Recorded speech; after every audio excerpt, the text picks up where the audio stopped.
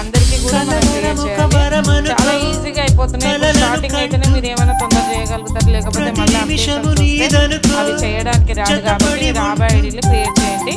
ఎగ్జాంపుల్గా నేను ఒక చెప్తా చూడండి. ఇప్పుడు ప్రెగ్నెంట్ ఉమెన్ ఉంది, ఇక్కడ ఒక నేమ్ ఉంది, దాన్ని క్రియేట్ చేసి ఇక్కడ క్రియేట్ రీట్రైవ్ ఆబా అని ఉంది కదా, ఇక్కడ క్లిక్ చేయండి.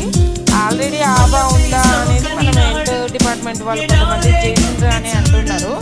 మరి అట్లా ఉంటేనేమో ఓకే, లేదు అని అంటేనేమో క్రియేట్ రీట్రైవ్ ఆబా అని ఉంది కదా, అక్కడ క్లిక్ చేయాలి.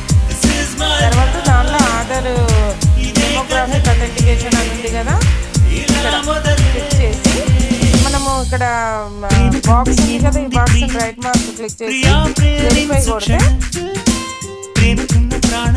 అయిపోయి ఆబా క్రియేట్ అయిపోయింది. చాలా ఈజీ ప్రాసెస్. దీనికోసం కూడా మళ్ళీ చెప్పించుకోకండి. ఇప్పుడు ఇంకొకటి కూడా చేస్తున్నా చూడండి.